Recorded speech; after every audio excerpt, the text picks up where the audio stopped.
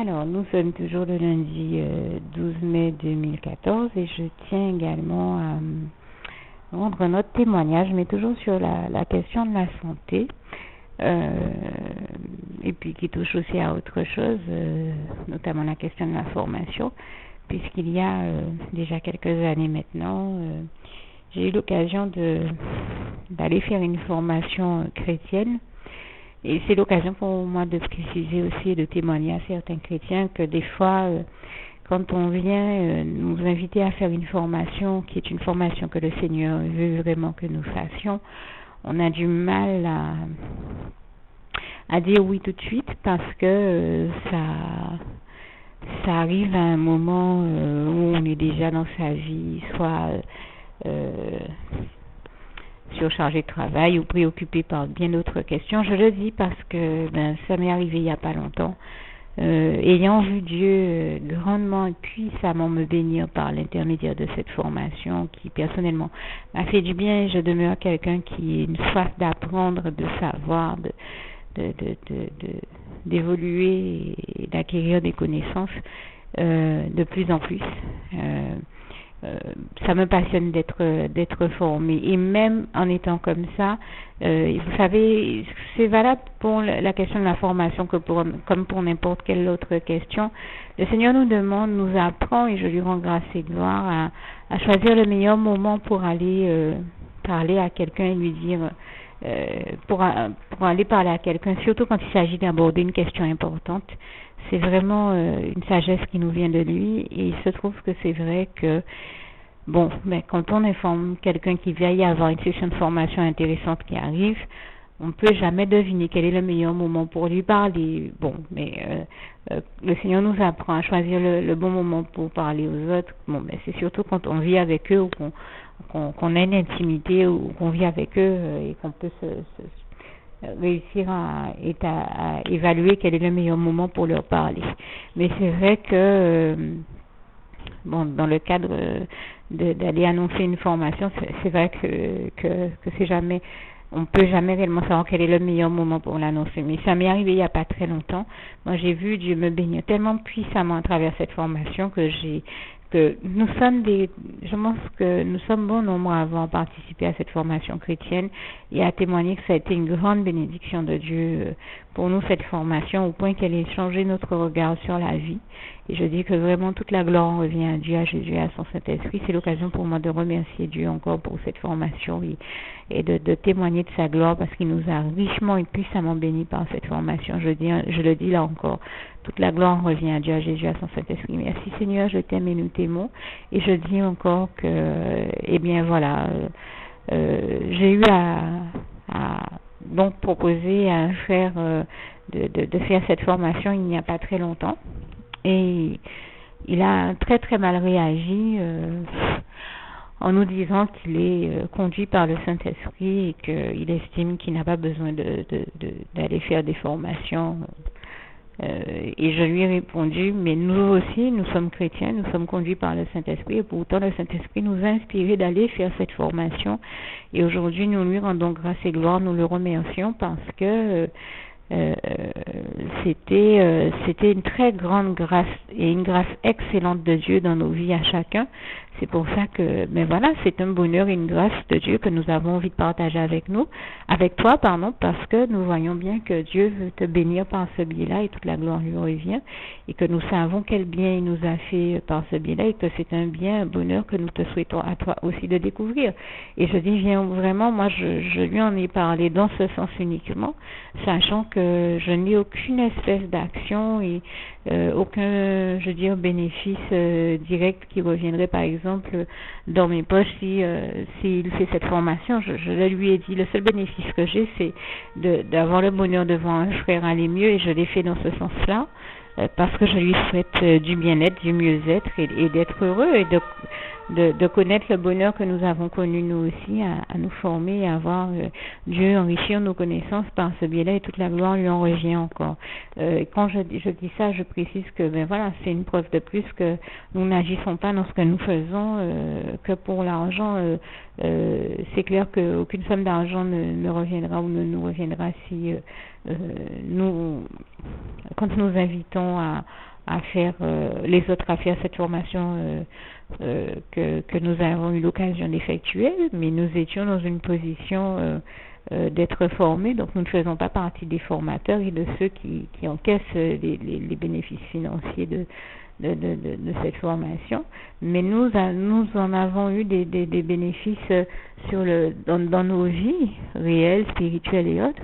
Et ça a été un tel enrichissement et un tel bonheur, une telle bénédiction de Dieu pour nous, mais que nous invitons tous ceux qui peuvent, qui ont droit et qui peuvent en bénéficier aussi, à ne pas hésiter à aller se former et donc à aller récupérer cette bénédiction-là de Dieu pour leur vie. Et c'est en ce sens que j'invitais donc le frère à cela. Mais voilà, hein, très souvent vous venez annoncer quelque chose, une bonne nouvelle de la part du Seigneur à quelqu'un, et au lieu d'en voir les bons côtés et les bénéfices qu'il pourrait en retirer, il voit le mauvais côté des choses. C'est bien malheureux. Donc veuillez me pardonner, j'ai dû interrompre un peu l'enregistrement pour des raisons indépendantes de ma volonté, mais je le reprends maintenant.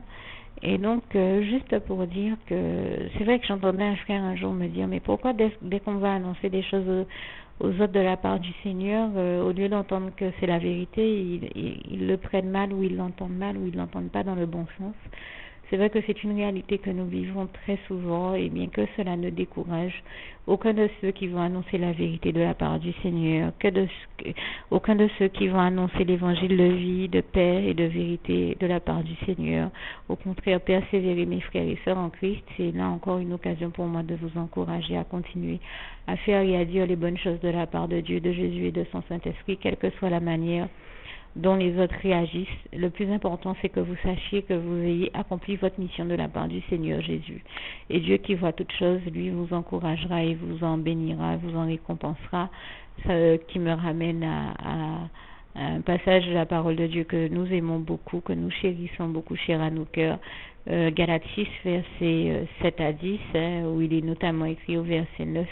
Ne nous lassons donc point de faire le bien, car autant convenable, nous recevons une grande récompense si nous ne nous relâchons point. Je le dis à ma manière, mais vous aurez compris qu'il convient au mieux d'aller lire ce passage dans vos Bibles.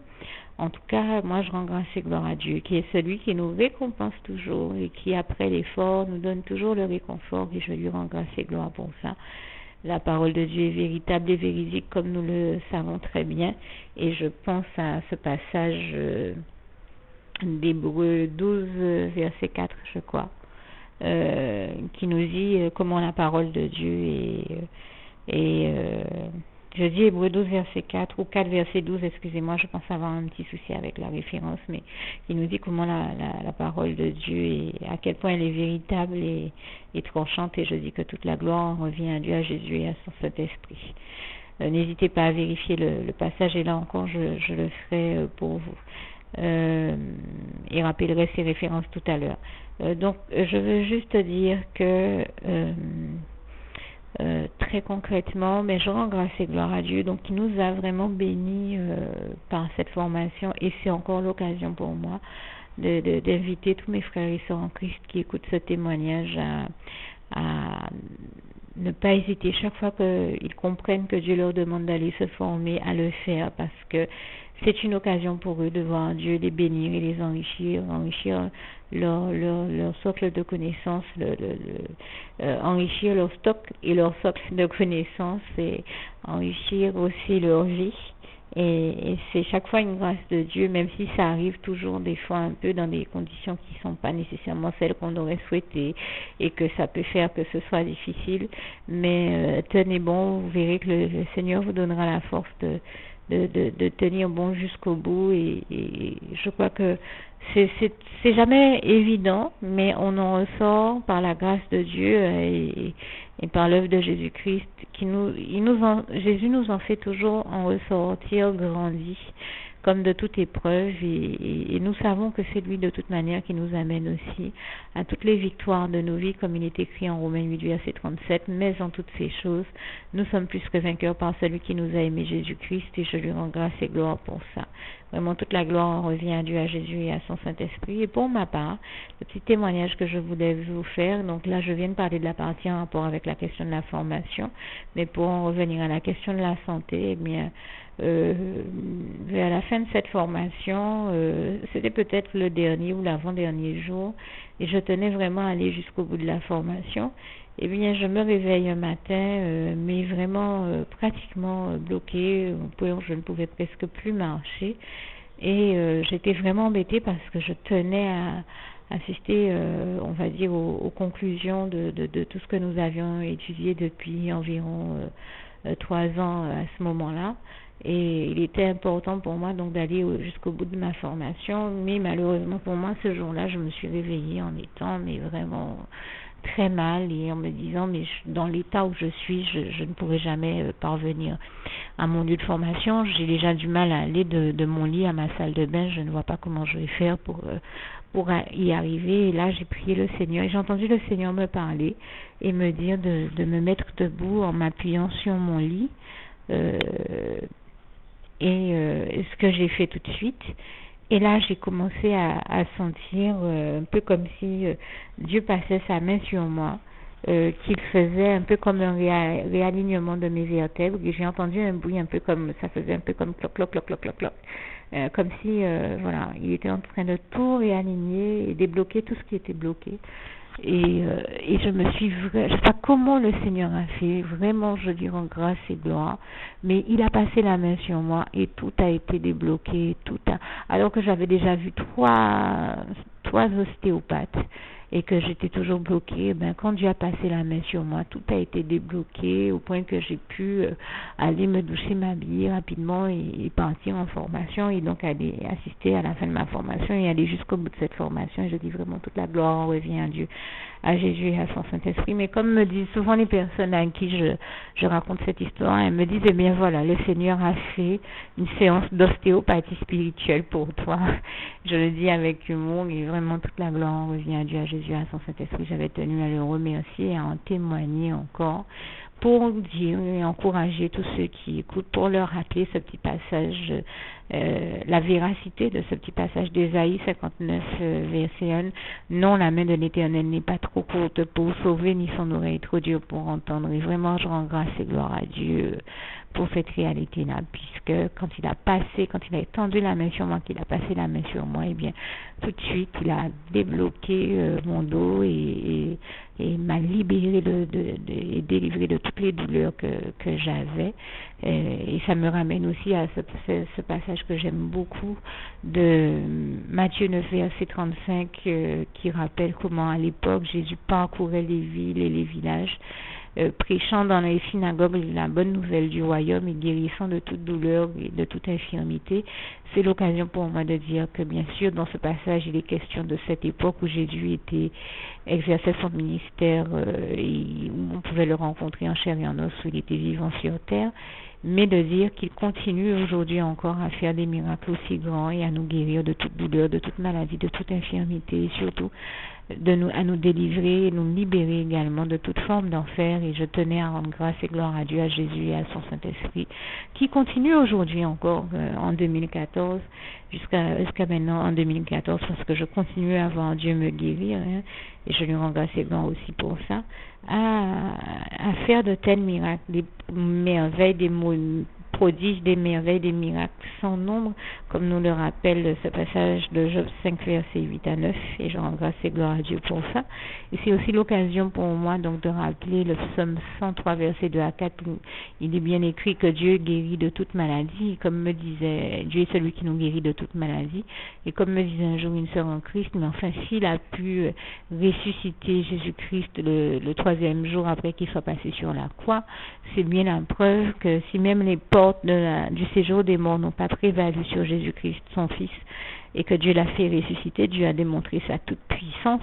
Bien entendu, si Jésus-Christ est ressuscité, c'est qu'il est vivant. Et Jésus nous dit d'ailleurs dans un passage de Jean que jusqu'à maintenant son Père agit et que lui aussi il agit puisqu'il est en vie et toute la gloire revient à Jésus. Et donc, bien sûr, si Dieu a ressuscité Jésus-Christ, son Fils, le troisième jour, c'est qu'il a fait en sorte que même les portes de la mort, le séjour des morts n'ait pas su garder Jésus enseveli en son sein. Eh bien, c'est bien la preuve que Dieu, s'il peut ressusciter, peut aussi nous guérir de toute maladie. Et je lui rends grâce et gloire pour ça. Vraiment, toute la gloire en revient à Dieu. Et donc, et puis il faut pas oublier aussi ce passage de Jean 8, verset 32, où Jésus nous dit, vous connaîtrez la vérité vous affranchira. Et de Jean 8, verset 36, où il est bel et bien écrit que si Jésus-Christ, le Fils, vous affranchit, c'est que vous êtes et que vous serez réellement libre, et c'est vraiment ce que je vous souhaite. Je le dis à ma manière, mais vous pouvez lire, je crois qu'il y est écrit, si le Fils vous affranchit, c'est que vous serez réellement libre. N'hésitez pas là encore à lire comme ces passages sont textuellement écrits. Je vous les cite comme ils sont gravés sur mon cœur, mais n'hésitez pas à les lire comme ils sont textuellement écrits. Et donc, moi je remercie Dieu. C'est ma manière de témoigner de sa gloire dans ma vie, parce qu'il est vraiment celui qui m'a toujours guéri et délivré de tout ce dont j'avais besoin de l'être. Et je tiens également à préciser et à témoigner que d'ailleurs par la suite, il m'a encore plus grandement délivré de ce que j'avais. Et j'ai l'habitude de dire que je ne vis, je ne respire et je ne marche que parce que Dieu m'a glorieusement sauvé la vie. Et il m'a délivré. Quand je parle de respirer, c'est vraiment Dieu qui m'a donné son souffle de vie, parce que je suis asthmatique et dans mon cas j'ai vraiment du mal à respirer, mais je vois Dieu me bénir en me donnant son souffle de vie chaque fois que nécessaire, et je peux vous dire que c'est une maladie qui a déjà failli me faire disparaître à plusieurs occasions. Si Dieu ne m'avait béni en me donnant son souffle de vie, je n'aurais pas pu continuer à vivre et donc à fortiori à respirer. Et pour le reste, je ne marche. C'est vrai que parce qu'un jour, j'ai entendu Jésus me dire par le biais de ces pasteurs, le Seigneur te dit, lève-toi et marche. Je dis ça, c'est une manière de résumer, de présenter les choses, mais je veux dire que voilà, ce problème de santé que j'avais, j'ai déjà eu l'occasion d'en témoigner. Même après passer chez 3 ostéopathes, j'étais toujours en souffrance. Eh bien, Jésus m'a fait le bonheur de m'inviter dans l'une de ces églises par la suite et de me délivrer, de me débloquer totalement de ce que j'avais qui me bloquait par la prière, donc notamment ce jour-là, il a fait de très grands miracles dans l'église, comme il en fait toujours, comme à son habitude, notre merveilleux Jésus d'amour. Et je fais partie des personnes qu'il a guéries. Et je peux vous dire que sous mes yeux, j'ai vu des personnes qui étaient arrivées avec des béquilles, qui les ont déposées parce qu'elles sont reparties sur leurs 2 pieds. Moi-même, je suis arrivée, il fallait qu'on me prête le bras pour que je marche, et je suis repartie en courant.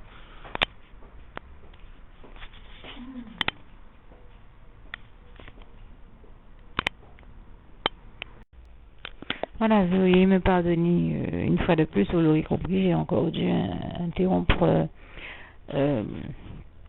mon témoignage et mon enregistrement, puisque quelqu'un venait vers ma direction pour me parler.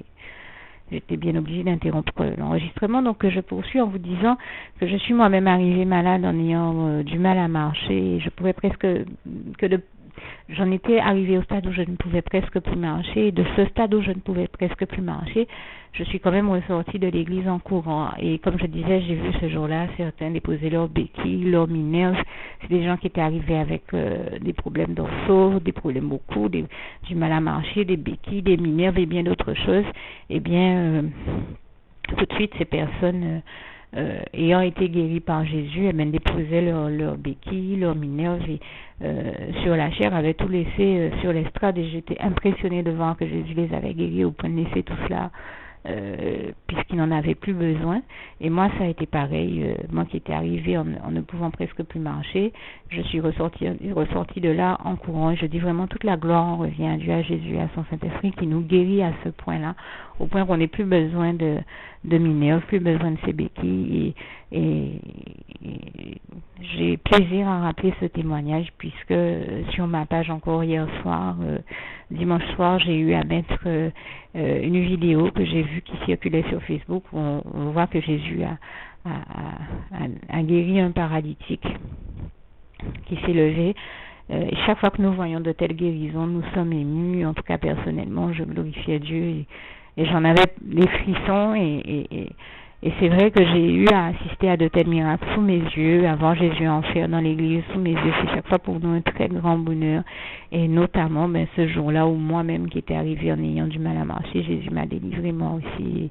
Je suis très heureuse de faire partie de ceux qu'il a guéri miraculeusement de la sorte. Et je dis que toute la gloire en revient à Dieu, à Jésus, à son Saint-Esprit. Merci encore Seigneur pour toutes ces merveilles, tous ces miracles, toutes ces choses extraordinaires que tu fais dans nos vies à tous. Vraiment, toute la gloire t'en revient. Merci Seigneur. Et donc, j'avais tenu à témoigner aussi de comment Dieu m'a permis d'aller jusqu'au bout de cette formation en me guérissant de ce dont j'avais besoin de l'être sur le plan ostéopathique à ce moment-là également, à l'époque. Et voilà, vraiment toute la gloire en revient à Dieu, à Jésus, à son Saint-Esprit, qui est vraiment celui qui nous guérit de toute maladie.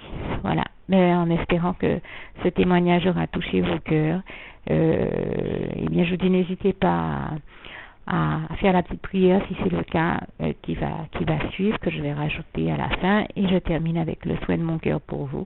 Philippiens 4, verset 7, que la paix de Dieu qui surpasse toute intelligence garde vos cœurs et vos pensées en Jésus-Christ. À bientôt.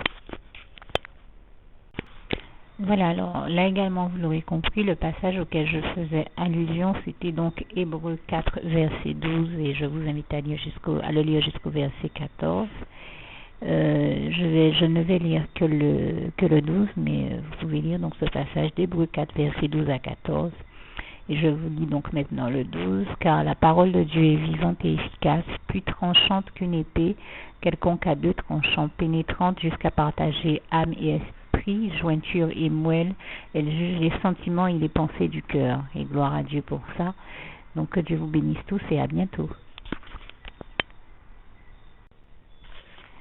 Juste une petite précision pour tous ceux qui ne sont pas encore, qui n'ont pas encore choisi la meilleure des options qui soit, qui est celle d'aller se placer, de faire le choix à soi-même, d'aller se placer dans les bras d'amour de Jésus-Christ, pour se mettre à l'abri de ce monde cruel. Eh bien, je partage avec vous la prière par le biais de laquelle on y accède.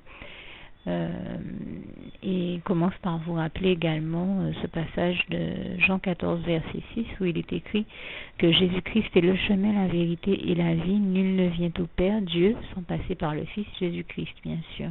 Je le dis à ma manière, vous regarderez comme il est actuellement écrit dans vos Bibles là encore. Et donc, n'hésitez pas à ouvrir vos cœurs à Dieu, à Jésus, à son Saint-Esprit, à être sincère avec lui et à lui adresser la prière qui suit, à lui dire tout simplement, Éternel mon Dieu, Seigneur Jésus-Christ, moi, un tel, vous dites votre nom et votre prénom, je t'accepte aujourd'hui comme mon sauveur personnel, le seul maître et roi de ma vie. Je remets toute ma vie entre tes mains puisqu'elle t'appartient, Éternel mon Dieu, puisque tu l'as créée, cette vie. Donc tu en es donc le seul maître et propriétaire comme de tout ce qui existe dans tout l'univers. Je remets donc toute ma vie entre tes mains, je te la donne. Merci, Éternel mon Dieu, aussi de permettre que cette vie que tu m'as donnée continue à être à ta gloire et que je continue à te servir et à t'appartenir pour l'éternité, d'éternité en éternité. Merci aussi, Seigneur, de faire que je continue donc à te servir et à t'appartenir pour l'éternité, d'éternité en éternité. Et aussi, Seigneur, de m'accorder la grâce de ton pardon et de ta miséricorde pour tous les péchés que j'ai commis tout au long de ma vie, jusqu'à la date d'aujourd'hui incluse. Et c'est au nom puissant du Seigneur Jésus-Christ que j'ai fait cette prière. Et à vous tous qui avez fait cette prière, je vous dis que Dieu vous bénisse abondamment, puissamment, richement, et surtout n'hésitez pas à la partager avec tous vos proches et contacts, amis, membres de vos familles, collègues, bien-aimés, tous ceux que vous aimez, Et surtout tous ceux à qui Dieu vous mettra à cœur, avec qui Dieu vous mettra à cœur de la partager. Et, et comme j'aime à le dire, si vous n'avez pas encore pris le temps de faire cette prière, comprenez bien que voilà, ça ne vous coûte rien de la faire, c'est gratuit, c'est indolore, et que voilà, vous n'êtes pas obligé de me croire, mais moi il m'est arrivé tout comme vous de devoir faire cette prière un jour dans ma vie, et quand on m'a proposé de la faire, je me suis dit, et si c'était vrai, et si c'était vraiment Dieu qui, par ce biais-là, m'appelait à lui et me demandait de lui donner ma vie, de l'accepter, c'était Jésus qui était en train de vraiment me tendre la main et qui était en train de me demander de l'accepter comme mon sauveur personnel, je ne pourrais pas passer à côté de l'occasion de lui dire oui, parce qu'il faut aussi que je reste ouvert ou ouverte à ce que Dieu peut avoir à me dire. Il faut que je garde mon cœur et mon intellect ouverts à ce que Dieu peut avoir à me dire. Donc je me suis dit, je ne peux pas courir le risque de passer à côté de mon éternité, de passer à côté des meilleures choses de la vie, surtout si le maître et créateur de la vie m'appelle et cherche à me sauver. Pour être sauvé, il faut bien que je lui dise oui, que je souhaite qu'il me sauve. Oui, Seigneur Jésus-Christ, je t'accepte comme mon sauveur personnel. Et c'est le sens de cette prière. Et comme je dis, elle ne nous coûte rien à faire. Et puis surtout, moi je vous dis, du jour où je l'ai faite, j'ai vu Jésus changer ma vie en mieux sur tous les plans. Et donc je crois que ça ne vous coûtera rien, ça ne vous coûte rien vous non plus de la faire et puis d'expérimenter, de regarder comment les choses vont se dérouler dans votre vie, de regarder Jésus changer votre vie en mieux, à vous aussi. Et voilà, d'en faire l'expérience. Et pour en faire l'expérience, il faut commencer par faire cette prière. Donc si vous ne l'avez pas encore dite, réembobinez tout simplement cette vidéo ou ce document si vous préférez. Réécoutez-le et dites avec moi la prière que vous m'avez entendu mentionner. Et n'oubliez surtout jamais que tout est possible à celui qui croit en Dieu, en Jésus-Christ et en son Saint-Esprit, comme il est écrit en Marc 9, verset 23, et que tout est possible à Dieu, comme il est écrit en Marc 10, verset 27. Que Dieu vous bénisse donc et à bientôt.